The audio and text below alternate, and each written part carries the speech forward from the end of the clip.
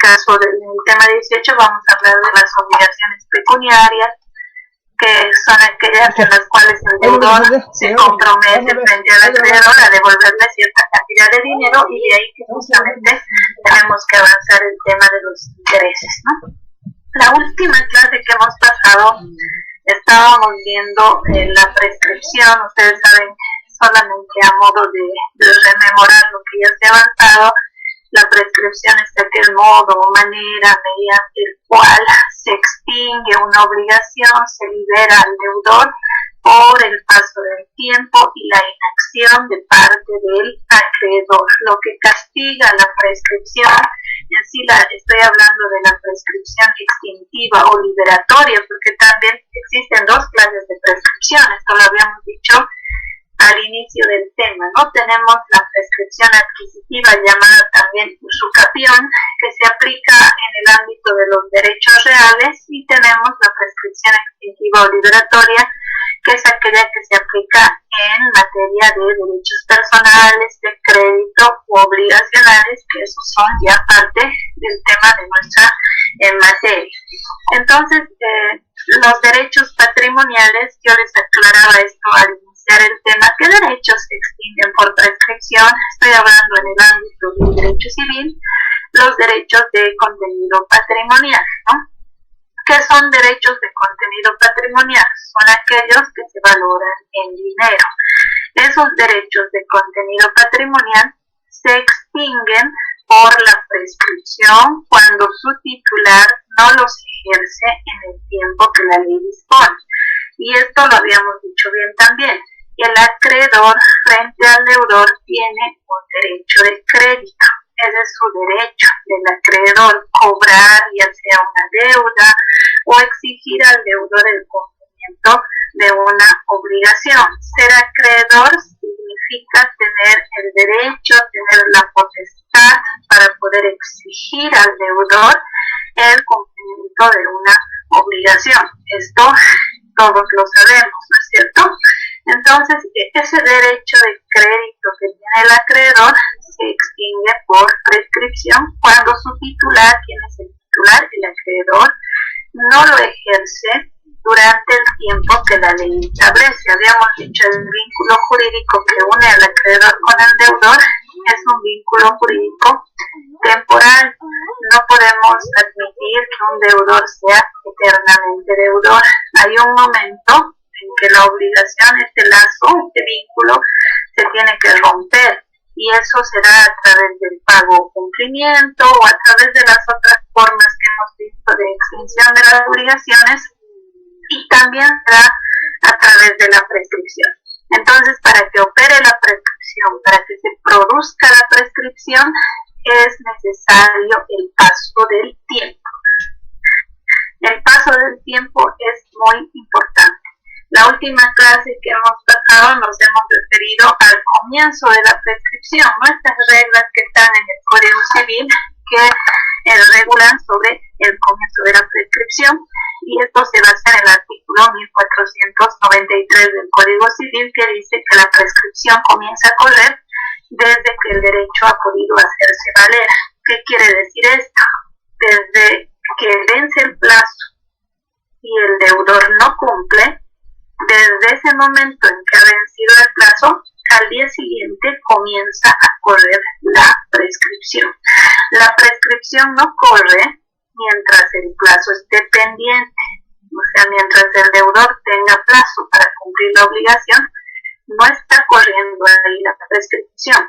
La prescripción siempre va a correr, según el artículo 1493, desde que el acreedor puede hacer valer su derecho. ¿Desde cuándo puede hacer valer su derecho? Hacer valer su derecho de juicio, a eso se refiere este artículo 1493, y esto se produce cuando vence el plazo, ¿no? Entonces vence el plazo, el acreedor recién puede hacer valer su derecho. ¿Cuál es su derecho? Su derecho de crédito, que significa que puede cobrar a su deudor por la vía judicial, puede demandar para que el deudor cumpla. A eso se refiere, ¿no? Y como ya desde que vence el plazo, hoy vence un plazo, entonces hoy no puede demandar el acreedor, tiene que esperar a que el plazo venza. ¿Cuándo vence un plazo?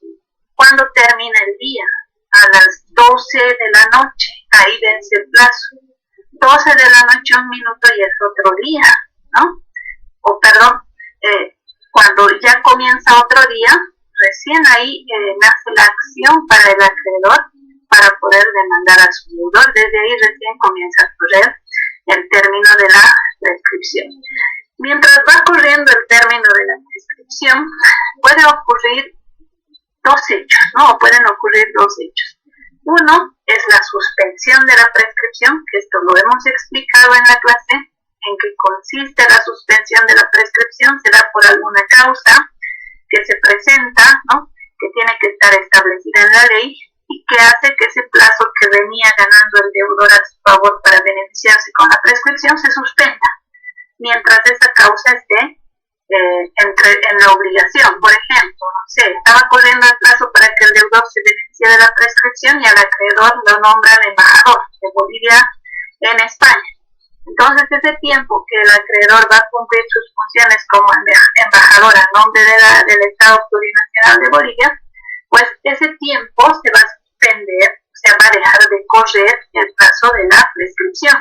Y una vez que el acreedor retorne a nuestro país y haya cumplido sus funciones, hasta 30 días después, dice la norma, recién va a volver a correr el plazo de la prescripción, pero el tiempo que había ganado el deudor, cuando se trata de suspensión de la prescripción, ese tiempo que había ganado el deudor para beneficiarse con la prescripción, no lo va a perder, se va a sumar al tiempo que va a correr después, ¿no? Y también nos habíamos referido a la interrupción de la prescripción, que es ambas, la suspensión de la prescripción y la interrupción de la prescripción le favorecen al acreedor y le perjudican al deudor en alguna manera, ¿no?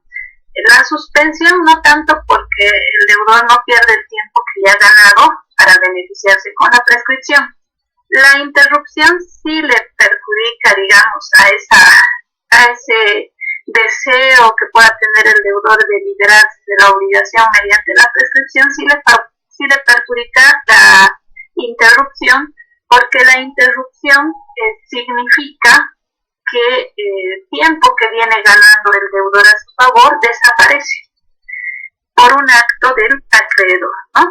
Entonces, lo que tiene que tratar siempre un acreedor es de interrumpir la prescripción. Siempre. Ustedes si asesoran al acreedor y justamente ya el deudor ha venido ganando años para beneficiarse con la prescripción, ustedes como abogados del acreedor lo que tienen que tratar por todos los medios legales es interrumpir la prescripción, o sea, hacer desaparecer todo ese tiempo que el deudor había ganado para beneficiarse con la prescripción. ¿Cómo lo van a hacer desaparecer? A través de las vías legales que nos da nuestro Código Civil para interrumpir la prescripción.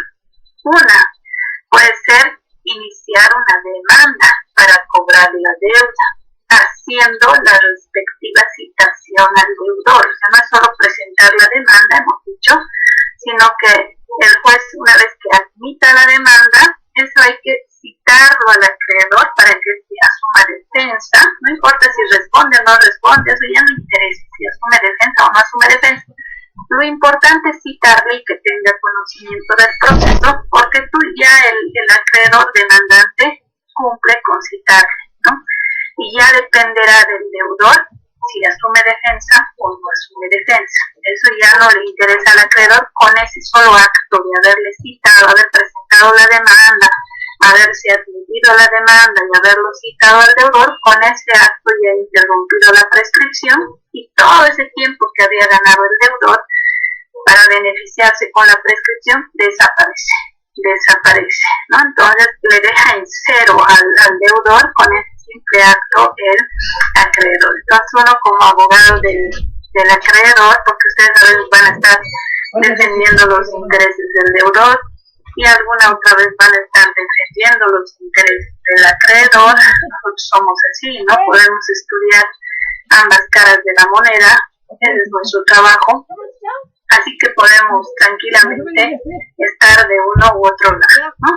Bien, entonces vamos a continuar ahora hablando del tiempo necesario para prescribir, ¿no? Que esto también nos interesa Esto lo habíamos adelantado en alguna clase, sin embargo, hoy lo vamos a aclarar bien con las normas del Código Civil.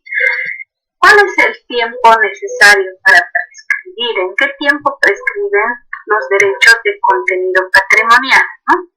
Tenemos una regla general, ¿no? Tenemos una regla general que está prevista en el artículo 1507. Ustedes como abogados la van a utilizar. En algún momento la van a utilizar. Artículo 1507. Yo se los voy a leer tal cual está en el Código Civil. Dice: disposición general. Los derechos patrimoniales se extinguen por la prescripción en el plazo de 5 años, a menos que la ley disponga otra cosa. Entonces, si alguna vez en algún examen de grado, para titularse, muchos eligen esta modalidad, ¿no? El examen de grado, o bien otros hacen también su tesis, o la modalidad que les toque, muchos se titularán por excelencia, seguramente. Entonces, ¿cuál es el tiempo para prescribir? ¿En cuánto tiempo prescriben los derechos de contenido patrimonial? La respuesta está en el artículo 1507, que este artículo 1507 es una regla general, es una disposición general que dice: los derechos patrimoniales, todos los derechos patrimoniales se extinguen por prescripción en el plazo de 5 años. Y ahí nuestro legislador aclara algo y dice: a menos que la ley disponga otra cosa, ¿no? ¿Qué quiere decir esto? A menos que la ley disponga otra cosa. Que puede haber plazos de prescripción más breves, ¿no? Más breves. Ojo, que si en algún examen me preguntan sobre el plazo para la prescripción de los derechos patrimoniales, según el artículo 1507, y por regla general, los derechos patrimoniales se extinguen por prescripción en el plazo de 5 años. Pero, y ahí viene el pero, existen plazos de prescripción breve, que ahí lo tienen en la diapositiva, que serían los trienales, o sea, hay obligaciones patrimoniales, o hay derechos patrimoniales, que prescriben a los 3 años, bienales, hay derechos patrimoniales que prescriben a los 2 años, y anuales, hay derechos patrimoniales que prescriben en 1 año. O sea, no todos los derechos patrimoniales prescriben a los 5 años. Existen derechos patrimoniales que tienen plazos de prescripción breve. Entonces, eso vamos a analizar, ¿no? Estos artículos del Código Civil en los cuales están establecidas estas prescripciones breves, ¿no? ¿Cuáles son? Tenemos ahí el artículo 1508, dice prescripción trienal. Trienal significa 3 años, ¿no? Párrafo 1 dice: prescribe a los 3 años el derecho al resarcimiento del daño que causa un hecho ilícito o generador de responsabilidad, contados desde que el hecho se verificó. Ahora, si el hecho está tipificado como delito penal, el derecho a la reparación prescribe al mismo tiempo que la acción penal o que la pena. La primera parte a nosotros en nuestra materia nos sirve, la segunda parte tiene que ver con el derecho penal y los delitos. Los delitos, las acciones, en el caso de los delitos, también pueden prescribir. O sea, yo les decía cuando hemos empezado este tema que la prescripción no es solamente propia del derecho civil. O sea, no solo en derecho civil existe prescripción. Incluso en el derecho civil la prescripción no es la misma. Existe prescripción en materia de derechos reales que se llama prescripción adquisitiva o usucapión. Existe prescripción en materia de derechos patrimoniales que se llama prescripción extintiva o liberatoria. Y también, incluso en derecho sucesorio, hay el derecho a aceptar una herencia, que es un derecho patrimonial, también prescribe. Yo les había puesto el ejemplo incluso también en materia sucesoria cómo prescribe o prescriben estos derechos, ¿no? Entonces, este artículo 1508 regula la prescripción trienal y dice que a los 3 años prescribe el derecho derecho a demandar el resarcimiento del daño causado por un hecho ilícito. Esto de los hechos ilícitos lo vamos a ver ya en los últimos temas de nuestro programa, ahí me van a entender mejor, pero este derecho a demandar resarcimiento de daños por un hecho ilícito prescribe a los 3 años, ¿no? Los hechos ilícitos no son delitos, ¿no? Son actos que llegan a provocar algún daño, pero que no configuran típicamente un delito, ¿no? Adelante, compañero. Doctora, ¿cómo está? Buenas noches. Buenas noches. Una consulta, doctora. En materia tributaria también puede existir prescripción también, doctora. Como decir, si nosotros debemos algo y el Estado tal vez no nos cobra por impuesto, por algo, y también puede haber una prescripción en eso, doctora. Gracias. Sí, bueno, gracias. Muchas gracias por la pregunta, más bien. Es interesante, es cierto que en materia tributaria son las deudas que quizá más asustan a la mayoría, porque existe una, diríamos, contradicción entre el hecho de que hay normas que indican que estas obligaciones no prescriben, pero una obligación tributaria también es para la administración tributaria significa un derecho de contenido patrimonial.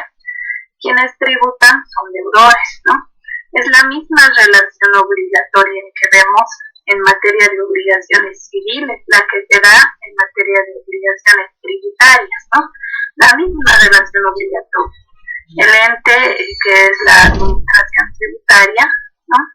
Que impuestos internos, digamos, se convierte en acreedor, y los obligados a pagar impuestos, no solo impuestos, obligaciones impositivas de ese tipo, sino también incluso impuestos a la propiedad de bienes inmuebles, impuestos a la propiedad de vehículos, también son obligaciones tributarias, ¿no? Entonces, siempre he escuchado eso, esa pregunta de que si una obligación tributaria prescribe, obviamente están sometidas a un régimen especial, no el del Código Civil. El Código Civil no se refiere a las obligaciones tributarias, y este régimen especial significa que para proteger los intereses del Estado o para proteger los intereses del municipio, digamos, son deudas que se podrían exigir en cualquier tiempo o momento, por lo tanto no están sometidas a la prescripción, tomando en cuenta de que el interés del Estado está primero, ¿no?, por sobre el interés particular, privado, ya sea de una persona natural o de una persona colectiva. Ya tengo un colega que hizo su tesis de maestría justamente sobre la prescripción de obligaciones tributarias. Y hace unos años, hablando con él, me decía, pese a que se busca proteger el interés del Estado, y por lo tanto estas obligaciones pues no están sometidas a la prescripción, de todos modos, me decía él, si analizamos la norma y la confrontamos desde el punto de vista incluso de los derechos constitucionales, pues estas normas también prescriben, ¿no? Igual se intenta la prescripción y se consigue que se declare la prescripción, pero encuentro esta contradicción, porque yo tengo un cliente igual en Tarija que, por ejemplo, él no aceptó la herencia porque tiene muchas deudas, y una de esas deudas es con impuestos, ¿no? Entonces me dice, ¿qué es lo que tengo que hacer? Le digo, renuncia a la herencia, tengo muchas deudas, presente su renuncia a la herencia, vayan a un notario y renuncia a la herencia, es una salida, ¿no? Al renunciar a la herencia, usted no está obligado a reclamar bienes de la sucesión, pero tampoco está obligado al pago de las deudas. Renunció a la herencia, ¿no? Ya se hizo la renuncia a la herencia, ya consta en una escritura ante notario que efectivamente la herencia ha sido renunciada, repudiada, dicen otros, rechazada, dicen otros, ¿no? Habiendo hecho esto, me dicen, me siguen llegando de impuestos internos, de documentos donde me exigen el cobro. He ido a impuestos internos, he llevado mi escritura, les he mostrado, he renunciado a la herencia, y me dicen, no, aunque haya renunciado, usted está obligado a pagar porque era deuda de su padre y usted es heredero. Ahora fíjense que esa obligación que ellos dicen, usted está obligado a pagar, así haya renunciado a la herencia, pues significaría que no importa para el heredero renunciar a la herencia, rechazar la herencia del causante, de todos modos ellos igual le quieren cobrar. Pero una cosa es que le quieran cobrar y otra cosa es que consigan cobrarle por la vía judicial. Hasta ahora, hasta donde sé, solo han sido citaciones para ir a arreglar, pero no ha habido ninguna demanda. Hasta ahora no se ha hecho acciones judiciales, ¿no? Y justamente esto hace de que la ley especial en materia sucesoria, por ejemplo, es el Código Civil, que tiene todo un libro, que es el libro cuarto, que está dedicado a la sucesión por causa de muerte. Claramente, en la ley especial que se aplicaría con preferencia en estos casos, dice que la renuncia a la herencia significa o produce tales efectos, ¿no? Hay varios efectos. Y el principal, el que renuncia, pues no tiene derechos ni obligaciones frente a esa sucesión.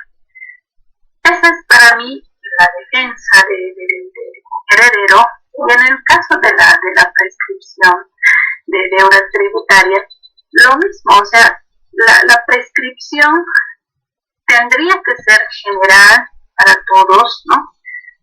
E incluso alguna vez a un colega igual lo escuché en estas charlas que dan en la universidad, un razonamiento lógico que decía sobre la prescripción de deudas tributarias es que la norma no puede, una norma inferior a la Constitución no puede de ninguna manera proteger al gobierno del Estado o al Estado y sus intereses económicos por sobre los derechos de las personas, porque eso sería, ¿no?, directamente de utilizar a la persona como un medio para cumplir fines. O sea, nosotros estamos obligados a tributar y nunca nos vamos a liberar de eso, aunque ellos no nos cobren o dejen pasar el tiempo, no nos vamos a liberar porque nuestro pago de impuestos es el medio para cumplir los fines que tiene el gobierno del Estado.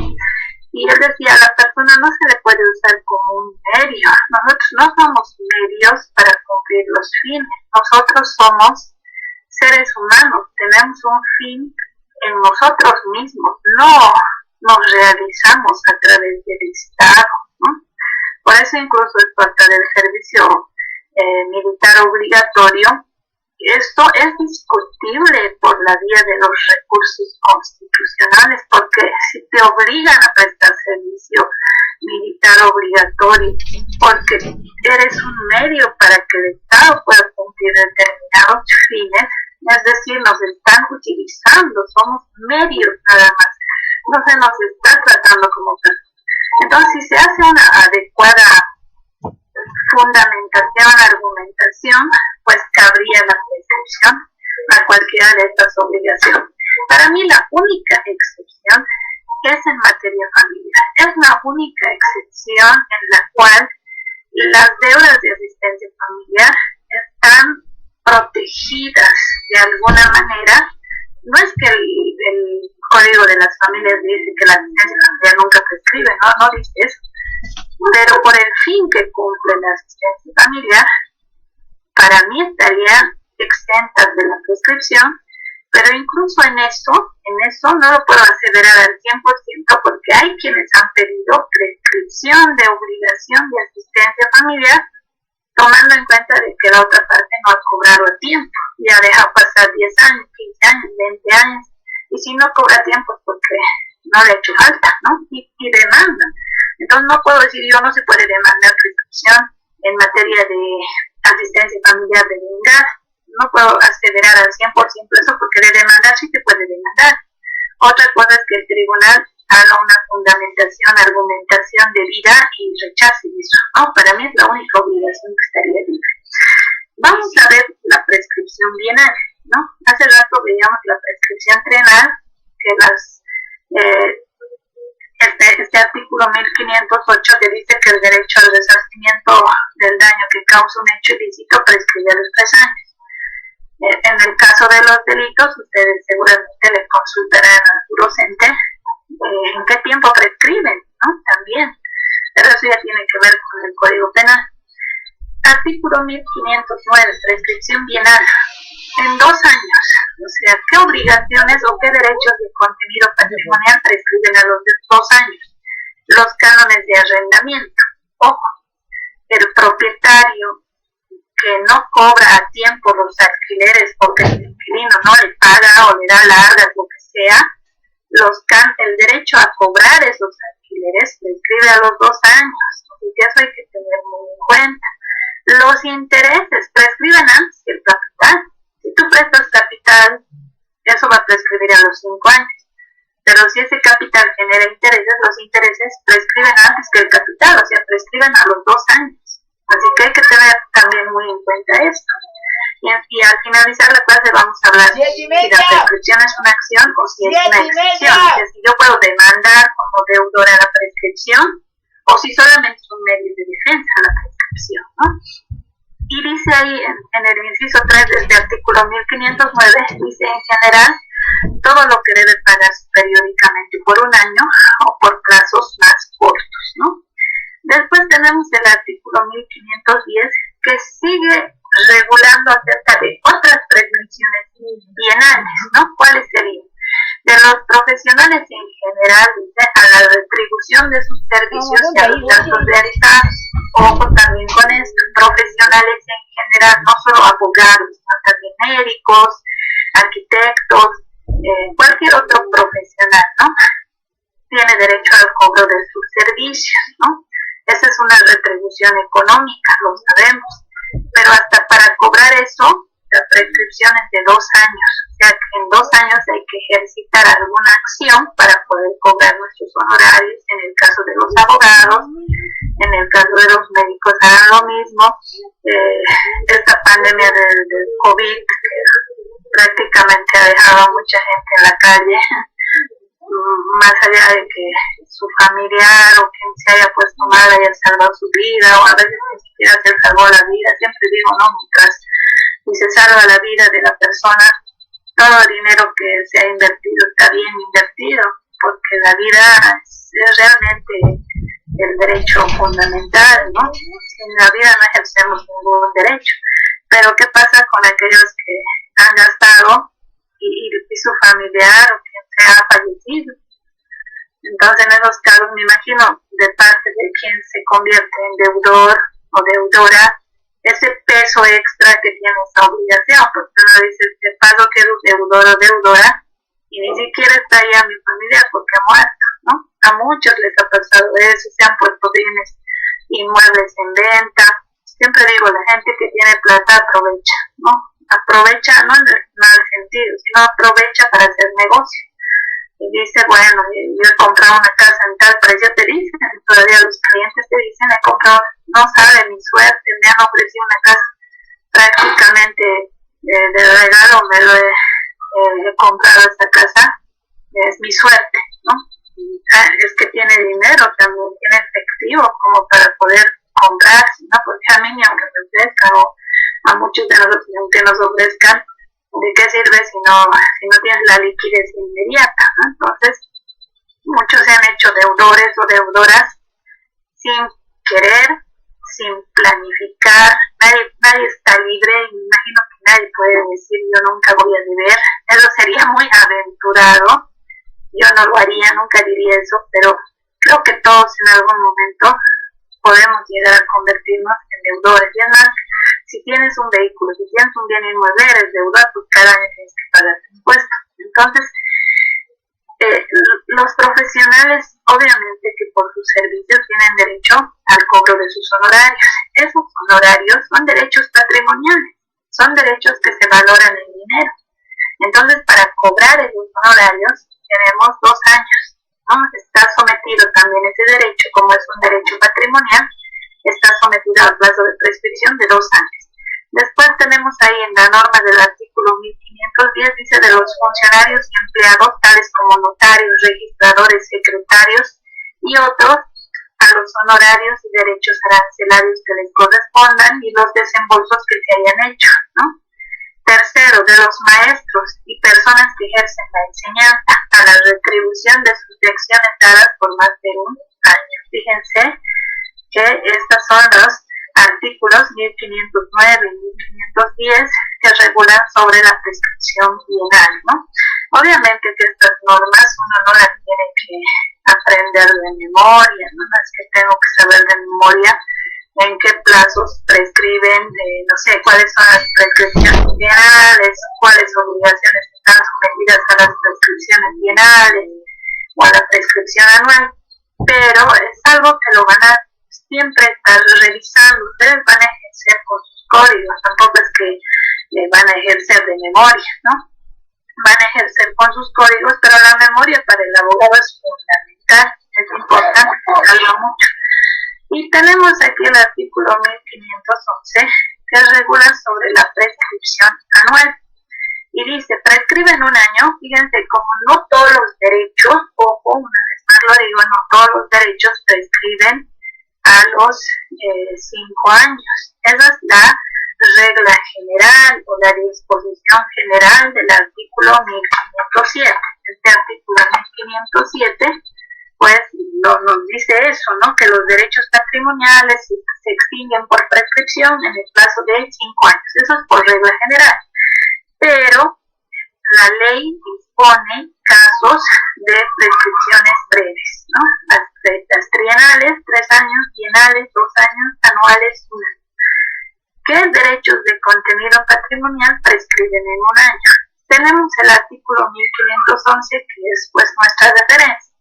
Dice, de los maestros y otras personas que ejercen enseñanza a la retribución de sus lecciones dadas por meses, días y horas, ¿no? Fíjense cómo aquí en el artículo 1509 también se nombran los maestros y personas que ejercen enseñanza a la retribución de sus lecciones dadas por más de un año. En cambio aquí, en el caso de la prescripción anual, si bien también están los maestros y otras personas que ejercen enseñanza, es por las lecciones dadas por meses, días u horas. En esos casos, el derecho a cobrar, digamos, la retribución por sus servicios prescribe en un año si este maestro o esta persona que ejerce algún tipo de enseñanza, pues ha dado sus lecciones por meses, le han contratado por meses, días u horas. Hay personas que realmente saben mucho y que hay gente también que contrata, ¿no? No sé si a algunos de ustedes también les ha pasado, muchos papás, mamás. Hay papás que por ayudar a algún hijo que está flaqueando en matemáticas, en física, en química, pues suelen contratar maestros o personas que enseñan a domicilio, ¿no? Y dan lecciones incluso a domicilio. Yo tengo un primo, por ejemplo, que es maestro de música, ¿no? Pero para ingresar a la normal, mi tía, que es su mamá, se va a contratar a un profesor que le ha enseñado a tocar 3 instrumentos, la guitarra, la zampoña y no sé qué más era, pero 3 tenía que saber bien para entrar a la normal. Entonces su mamá ha invertido mucho dinero, porque todo un año se ha preparado y ha ingresado, ¿no? Y ha ingresado, está feliz porque pese al gasto ha tenido resultados, digamos, le ha ido bien en eso. Ahora dice que de los que tienen internados o establecimientos educativos a la pensión por la instrucción impartida, un año para cobrar esta pensión, ¿no? De los dueños de hoteles o casas de hospedaje o alojamiento al precio del albergue y alimentos que suministran, así como de quienes alquilan aposentos sin comida o comida. 4, de los comerciantes al precio de las mercaderías vendidas y a quien no comercie con ellas, de los farmacéuticos al precio de las drogas, o sea, de los medicamentos y sustancias medicinales, ¿no? Entonces, estos artículos que hemos mencionado, 1508, 1509, 1510 y 1511, que son los que regulan los plazos de prescripción breve, trienal, bienal y anual, son los que constantemente ustedes van a estar revisando ya cuando van a estar ejerciendo, porque ya va a ser en poco tiempo también, rápido pasa el tiempo, así que esto lo van a utilizar todo el tiempo, van a tener que, al final uno no siempre aprende porque algo, no sé, no tengo buena memoria, soy más de razonamiento, no tan memorístico, dirían algunas personas. Es verdad, hay gente que es así, razona rápido, entiende rápido, y otros aprenden de memoria, pero tal vez no razonan, no comprenden ni lo que han leído, pero se acuerdan todos. También hay ese tipo de personas que son distintas, y pues de todos modos la práctica constante de lo mismo te hace aprender de memoria muchas cosas, ¿no? Aunque no quieras, igual lo terminas aprendiendo. Tenemos luego el artículo 1512, dice del cómputo de ciertas prescripciones breves, ¿no? Entonces, este artículo que justamente dice del cómputo de ciertas prescripciones breves, dice lo siguiente: en los casos de los dos últimos artículos, el plazo de la prescripción corre desde el vencimiento de cada pago periódico o desde que se han cumplido las prestaciones a que se refiere. La prescripción corre aunque se hayan reanudado los suministros o prestaciones, ¿no? 2. Para las retribuciones y gastos debidos a los abogados o apoderados, el término corre desde que concluye el proceso, dice, desde la conciliación o avenimiento de las partes o desde que se revocan los poderes concedidos. Esto nos importa a nosotros. Este artículo 1512, párrafo 2, va dirigido exclusivamente a nosotros los abogados, al derecho al cobro de nuestros honorarios, ¿no? Y dice desde cuándo corre el término de la prescripción, desde cuándo va a correr, dice desde que concluye el proceso. Ahora, ¿cuándo concluye un proceso? Cuando el juez dicta sentencia en primera instancia, concluye un proceso, o se apela y todavía el proceso va a continuar en apelación porque falta que el tribunal de apelación decida. Entonces, ¿cuándo concluye siempre un proceso? O se vuelve a apelar y hay que esperar que el Tribunal Supremo decida, o se espera a que ese caso lo conozca el Tribunal Constitucional Plurinacional, que es al final el último contralor, y con eso siempre ya acaba, ¿no? Entonces, eso no lo dice este artículo 1512, párrafo 2, simplemente dice: para las retribuciones y gastos debidos a los abogados o apoderados, el término de la prescripción corre desde que concluye el proceso, desde la conciliación o avenimiento de las partes o desde que se revocan los poderes concedidos. ¿Qué hay que hacer en este caso para resguardar bien nuestros derechos como abogados, ¿no? Hay que hacer un contrato con el cliente. Al final, tú como abogado prestas un servicio. Tus servicios son asesoramiento jurídico. Entonces, tienes que tener un contrato con tu cliente, lo que muchos abogados llaman o conocen con el nombre de iguala profesional. Con mi cliente tengo que acordar los términos dentro de los cuales, como cualquier contrato que está regulado en el Código Civil, ¿no? Tengo que acordar con mi cliente bajo qué parámetros nos vamos a mover o nos vamos a dirigir ambos, uno al otro, ¿no? Entonces, voy a cobrar cuánto, ¿no? Y ahora, ese cobro es por la primera instancia, generalmente es así. Se fija un monto que abarca solo la primera instancia. O sea, cuando finaliza la primera instancia, recién tienes derecho a cobrar ese monto que está acordado en el contrato, ¿no? En esa iguala profesional. No incluye, y eso también ustedes lo tienen que saber, lo van a poder ver ya cuando estén ejerciendo, no incluye la segunda instancia, o sea, no incluye la apelación, porque ahí empieza otra instancia. Entonces, si ustedes cobran, ¿qué les digo? 5.000 bolivianos, y eso va a ser hasta que termine el juicio en todas sus instancias, están perdiendo dinero. ¿Por qué? Porque es mucho trabajo suyo por poco dinero, ¿no? Quizás solo la primera instancia es como hacen la mayoría de los abogados, que te cobran determinado monto por la primera instancia. ¿Cuándo concluye la primera instancia? Cuando se dicta sentencia. Tú no aseguras que la sentencia sea positiva, ¿no? Tú solo dices que hasta la primera instancia es tu asesoramiento. Ahora hay abogados que dicen, si se apela, la apelación, ¿no? El recurso de apelación, hasta que el tribunal de apelación resuelva, voy a cobrar tantos. O sea, es otro monto, ¿no? ¿Por qué? Porque la apelación implica que el abogado presente un recurso. Y ese recurso tiene que estar bien fundamentado. No por nada hay abogados. Yo tengo amigos que me dicen, un recurso de apelación me quita días de vida, me quita tiempo, me quita energías, porque tiene que estar bien fundamentado para que el tribunal de alguna manera logre revertir la situación, ¿no? Sobre todo si eres el abogado de quien se siente perjudicado por la sentencia.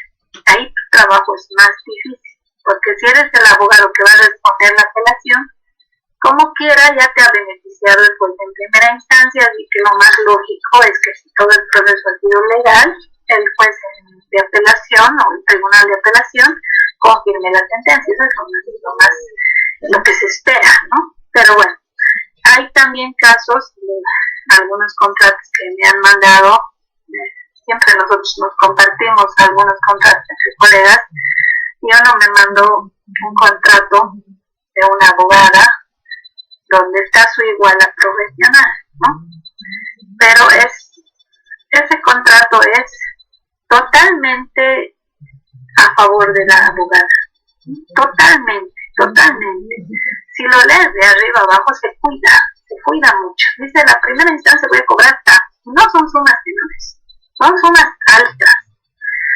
Y dice, si hay apelación, el monto es este, se suma tal cosa, ¿no? Tal es el monto por si hay apelación. Y si sigue habiendo apelación, el monto es este. O sea, todo está en el contrato. Después dice, si las partes concilian, que esto puede ocurrir en un proceso, y ella es abogada de familia, ¿no? Así que en materia familiar es muy común la conciliación. Cuando hay demandas de divorcio, por ejemplo, a veces los cónyuges terminan volviendo, entonces concilian. Y a quién, digamos, perjudican a los abogados porque ya no les quieren pagar. Entonces, hasta en eso se cuida, porque dice, si las partes arribaran a conciliación, la abogada tendrá derecho a cobrar el total de sus honorarios. Fíjense cómo se cuida. Y incluso dice, ¿no?, que si llegase a perder el proceso, de todos modos tiene derecho al cobro íntegro de sus honorarios. O sea, es un contrato en el cual todos los frentes están cubiertos, ¿no? Para el derecho a cobrar nuestros honorarios, pues es un derecho de conocimiento patrimonial, por lo tanto está sometido también a la prescripción, y para poder establecer bien el cómputo de la prescripción, pues es necesario que haya un contrato, para que de esa manera el juez sepa, a ver, cuándo ha vencido el plazo, o sea, cuándo se supone que ha terminado el proceso según el contrato. Hasta la primera instancia ha dicho que iba a cobrar tantos, ha terminado la primera instancia, el juez ha dictado sentencia y este abogado no ha cobrado sus honorarios, ya ha dejado pasar el tiempo, así que si la otra parte el cliente dice, bueno, ya ha prescrito la obligación, ni modo, habrá prescrito si el juez verifica que ha transcurrido el tiempo necesario, ¿no? Ahora, por último, y ya para terminar, yo creo que el día jueves nos vamos a empezar a avanzar el tema 18, que es el tema de la teoría de los intereses. ¿Qué es la prescripción? ¿Es una acción o es una excepción? ¿Qué quiere decir esto? Yo, deudor o deudora, me doy cuenta que ya ha transcurrido el tiempo de la prescripción. Yo puedo demandar al juez, señor juez, demanda prescripción extintiva o liberatoria, y decir al juez, señor juez, conforme su autoridad podrá evidenciar por el documento que le permito adjuntar a la presente demanda, en fecha tantos, he suscrito un contrato de préstamo de dinero con esta entidad, habiendo vencido el plazo y habiendo transcurrido el tiempo, más de 5 años, de conformidad con el artículo 507, solicita o demanda declare la prescripción extintiva o liberatoria, ¿no? Y por lo tanto me libere del cumplimiento de la obligación. Ahí, por ejemplo, yo lo estoy diciendo en términos muy simples, tal vez muy torpes incluso, jurídicos, pero yo digo, ahí la persona está utilizando ese deudor o deudora la prescripción como una acción. No está esperando a que su acreedor le demande, sino él directamente ya dice al juez que el juez declare la prescripción y le demanda a su acreedor más bien, ¿no?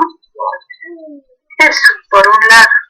Ahora, por otro lado, ese deudor tiene que esperar siempre a que le demanden. O sea, yo deudora sé que ya pasó el tiempo de la prescripción, o sea, el tiempo necesario para prescribir, pero yo no puedo demandar al juez la prescripción, sino tengo que esperar que mi acreedor en algún momento despertará de su sueño, me demandará para que yo pague la obligación, y en ese momento yo como medio de defensa, siendo demandada, voy a alegar la prescripción.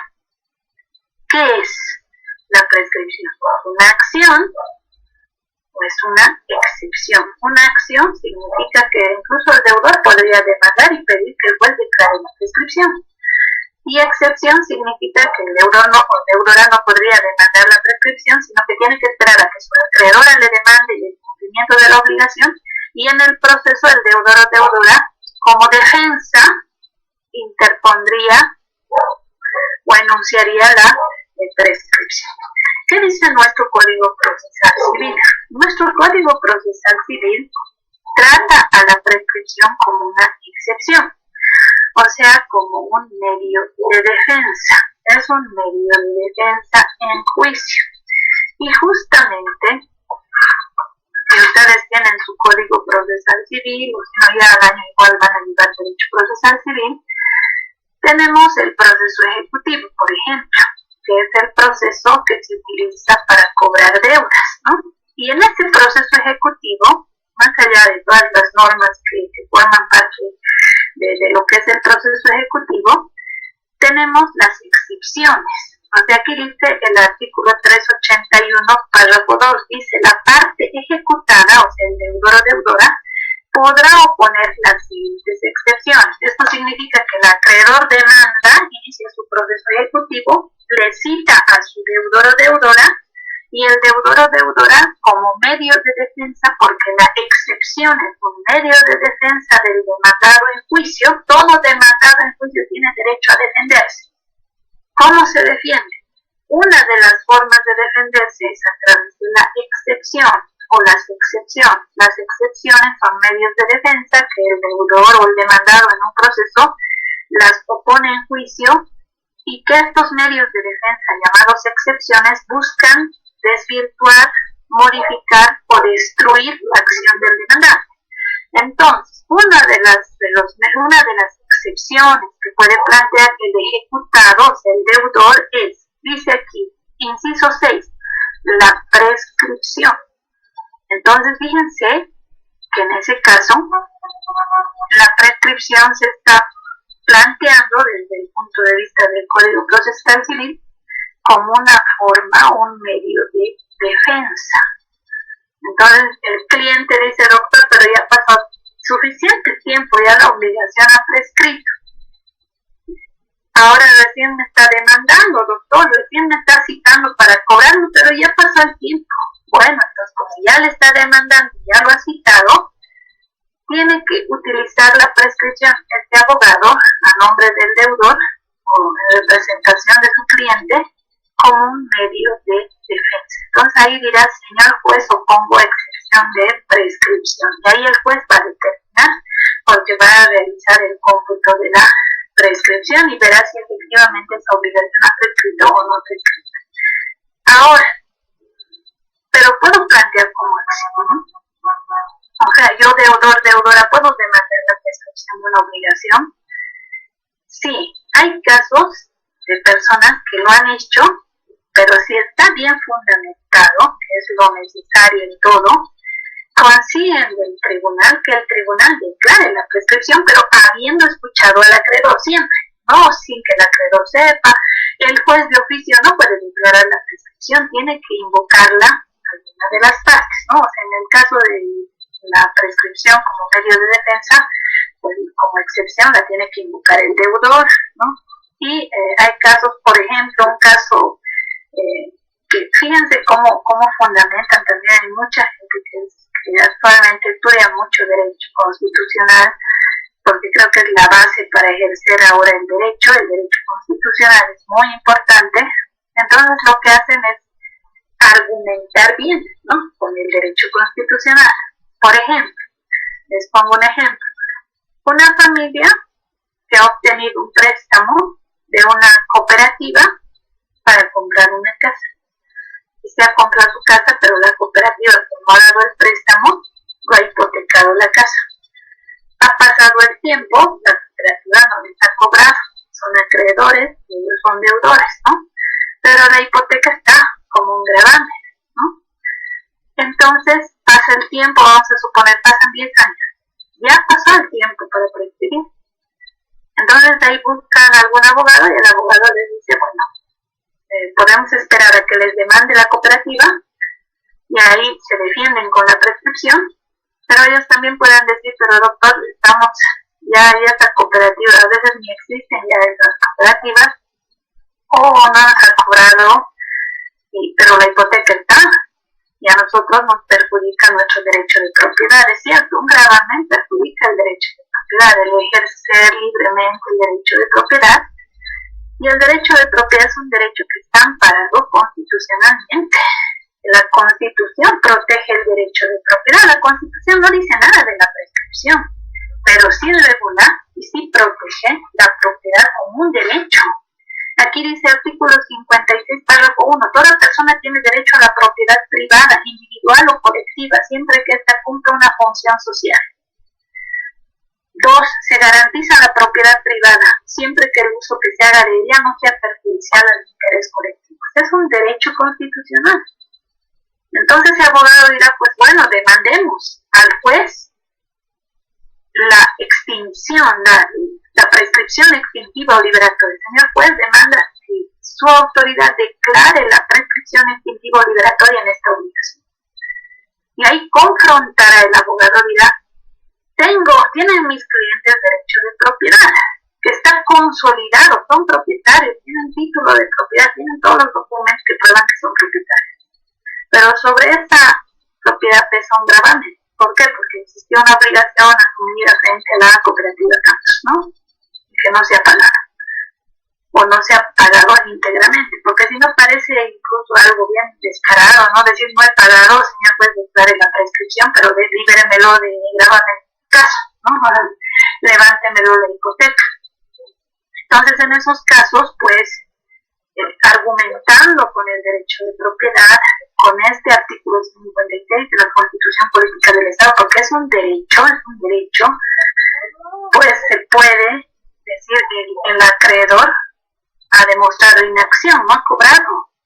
Parece descarado decir eso, pero es que hay que utilizar todas las vías a nuestro alcance, ¿no?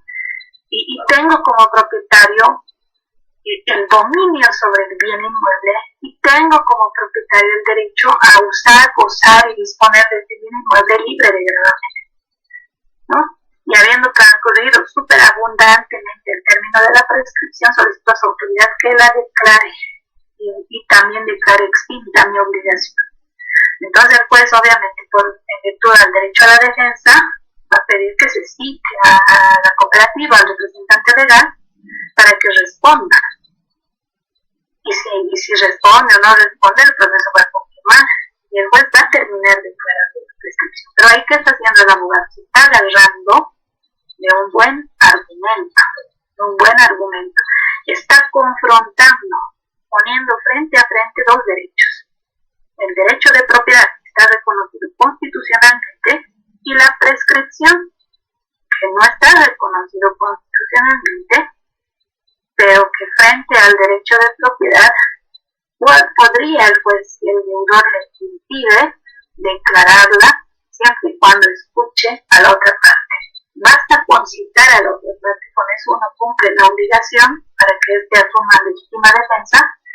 Si contesta o no contesta, eso ya es cuestión del acreedor, ¿no? Bien.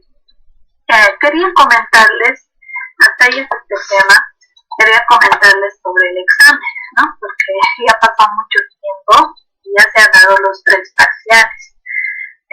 Terminando la clase les voy a mandar las notas, ¿no? Las notas yo ya las tenía, sin embargo, no iba a mandar así nomás, sin decirles previamente a ustedes, ¿no? Y me interesaba decírselos cara a cara, ¿no?